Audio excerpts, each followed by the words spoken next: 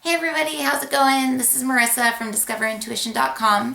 I'm here tonight to teach you how to tune into your child's energy when they're unable to tell you what's wrong with them. I'm going to teach you how to tune into their energy so that you can get, either a specific idea of what's wrong with them or maybe just a vague idea. I actually experienced something tonight where Madison, who's sitting here next to me, because this is now probably like realistically about the 16th take of this video. I've been trying to get it done since yesterday, and every time I call the guides in, she starts squawking and wanting to be a part of the whole thing. So I wouldn't be surprised if she starts doing it any second because the guides are heading back in now. But I put a little bubble around her in hopes that she won't be able to see the guides come in and then she won't interrupt. So let's see if it works. If it does, then I'm going to be very, very happy. So anyways, I just drew this little chart here. I don't know if you can see it. You probably can't actually. Oh, it's focusing in. So you can kind of see there's me and there's Madison. Don't you love my art? That's me, a human being. That's Marissa. And then you can kind of see like my crown chakra right here. Right here is the seat of my soul. That's what I call the seat of the soul. So that is basically Holy Spirit, Source, God, whatever you want to call, kind of like the creator of all that is. That would be kind of, all of us have a connection to that right there. That would be kind of between your heart and your solar plexus. So your solar plexus would kind of be like right there, a little bit lower. Right here in your heart would be where you have access to your individual spirit. A lot of people would call it their soul or their consciousness, but that's your individual spirit that you have in this lifetime. So each lifetime we come down and it's like we get a whole new spirit that is down here to experience life, learn lessons, have relationships with people in its life that it's lived with like hundreds and hundreds and hundreds of times, but because it's kind of a fresh new spirit, it doesn't remember that. So we get to experience life over and over and over again, learning new things each time, because we have the ability as souls to create these little spirits that go into human bodies. And while the spirit is in the human body, it's learning all these lessons and kind of uploading all of the information to the soul. That's kind of the reason why I'm giving you kind of the basics on that is because in understanding that, you'll be able to understand what I'm going to teach you in a second. So here is, I don't think this is gonna, let's see if this focuses in. So anyways, there's me, and then there's my higher self, basically. So that's my higher self, and that is the piece of me that creates that spirit right there that comes and lives inside this human being. We have these auras around us that are like an emotional body, a mental body, a spiritual body, an etheric body, an astral body. So we have all of these layers of our aura, but we also have all of these layers going up of consciousness. So right here is the higher self that creates this spirit that lives inside a human being, okay? And then here's the soul. The soul creates the higher self that creates the spirit. The soul can create many higher selves, so there's no limit to how many it can create, but it can create those. Usually I've seen souls anywhere between 12 to 85 different creations that soul has created here, in that higher self. That higher self then distributes spirits down into the human body to live different lives. And we have access to all this as human beings. You can kind of see how I kind of cut off right here, where it's like that individual piece of us, which is our higher self that creates the spirit that lives down inside of us. That's kind of like our individual piece. So if you move over here and you see Madison, Madison's also going to have her connection to Source right here. She's going to have her spirit, her higher self right here.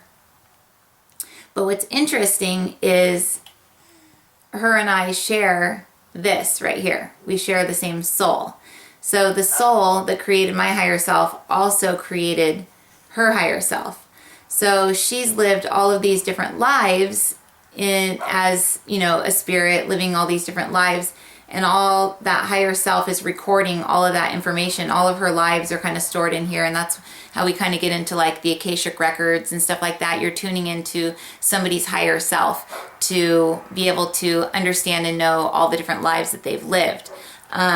I'll get into this in another video, but a lot of the times when you get a Akashic records reading, the medium may not know as much what they're doing as they think they are, so they'll be tuning into, say, oh gosh, this isn't working. So they'll be tuning into, say, this right here. This is the soul that created a bunch of higher selves, that created a bunch of spirits. So they may say, oh, you were Mother Mary. You were Mother Mary in a past life. And it's like, oh, cool. But so were a ton of other people, because that soul, one of the higher selves that it created, may have lived as Mother Mary, as one of those little spirits may have been Mother Mary, but so were a whole bunch of other people. So a lot of the times when you get into spiritual circles, people will say, oh, I was Joan of Arc. That's what mediums have told me. I don't think that I was Joan of Arc. I think that I may share a higher self or a soul with the creation that lived in Joan of Arc. That's what I think it is, because I know 3 or 4 other people who are in my soul group that have been told that they were Joan of Arc too.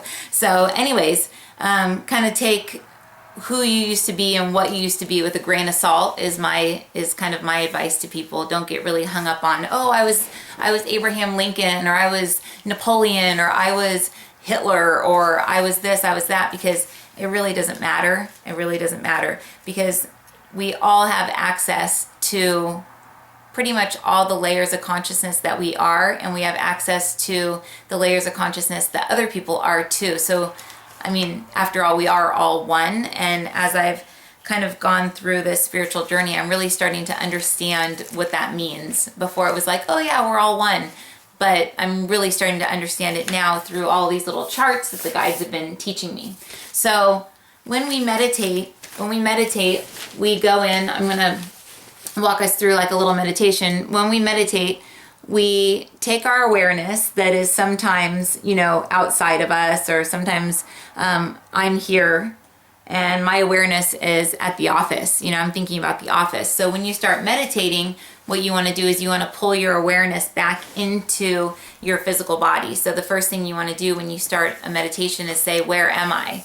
Where am I right now? And your mind will go to wherever it is that you are. You can be in several places.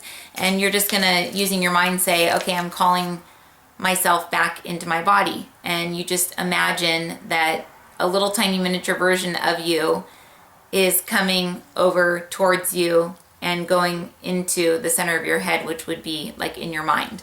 So you're pulling yourself into your physical body, so that you can begin to align with your higher self, your soul, your spirit, your oversoul, God, all of that, all the way up, so that you can connect with oneness, you can connect with higher consciousness, and you can ask questions about other people, other places, other things about yourself. You can call in your guides. A lot of us think that we have a bunch of spirit guides, and the spirit guides are basically this piece of us.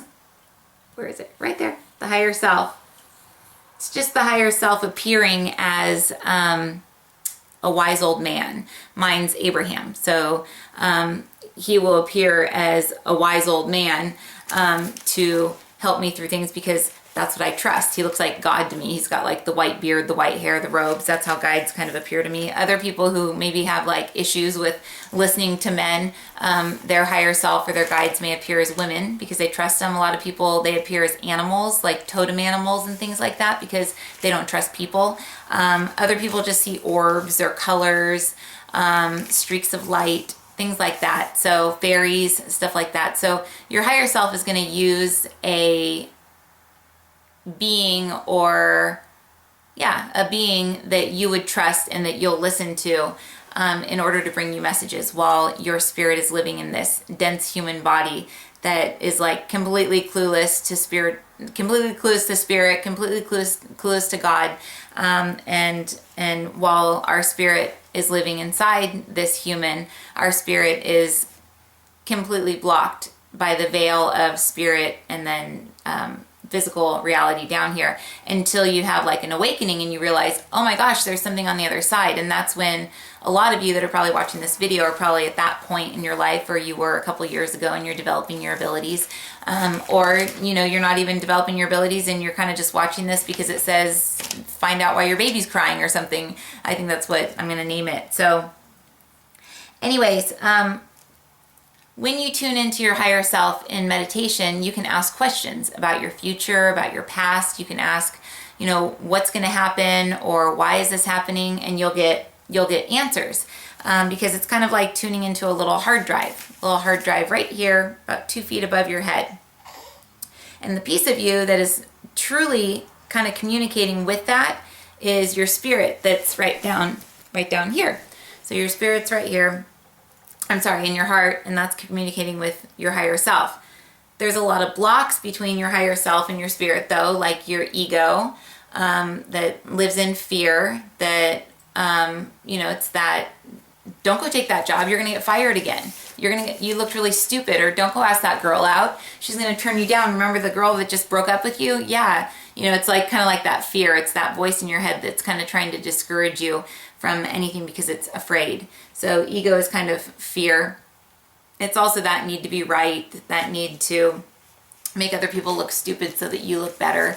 It's basically just all of our human qualities. So that blocks us, our spirit, to our higher self. That's one little interruption right there. Then you've got your intellectual mind that says, well, that just really doesn't make sense. This doesn't compute. This equation does not equal what it needs to equal, so we're just not going to do this. So the intellectual mind gets in the way. And then, of course, you've got your emotional body that's always so much fun because it's the most irrational piece of us. No common sense required. It's just, no, we can't do this because we're going to be sad or whatever. So then your emotional body kind of blocks your higher self from talking to your spirit down here. So in the techniques that I teach in all my teachings, the very first foundational thing that I teach is connecting with your higher self. The very first class I always teach when I do a series of classes is connecting with your higher self, and I actually go through everybody that's in the class, and I go in and I release any blocks between the spirit and the higher self, and release what are called cords, where say the person is connected to their ex-husband, and his energy is still connected to theirs, so his energy is kind of messing with their energy and kind of keeping them in a weird cycle in their life because they're connected to him still. So I'll kind of release that, because things like that also block our connection between our higher self and our spirit. So when you want to find out stuff about yourself, you go up, you ask your higher self with the technique I'm going to teach you. When you want to communicate and talk to your child's energy, instead of going from like as healers or intuitives, some mediums, channelers, we have the ability to take our awareness and leave our field and go into somebody else's field, so that we can do a reading, so that we can see what's wrong with their physical body, so that we can know what to heal, so that we can see their guides, we can see their angels. But there's a way to do it that's a lot easier and that doesn't take a massive amount of training, like what I just explained. It takes a while to learn how to do that. And be accurate about what you're seeing and what you're feeling and all of those things in regards to the other person's energy, so that you can actually make sense of what you're seeing and what you're feeling, so that it can help them. But with your child, anyone in your family is either most likely going to share the same higher self, or they're going to share the same soul. And if not the same soul, they're for sure going to share the same oversoul up here. So there's all these different layers of self. Everybody on the earth pretty much shares this piece up here, because it's kind of like our cosmic body up there. And there's really only about 12 souls of these souls up here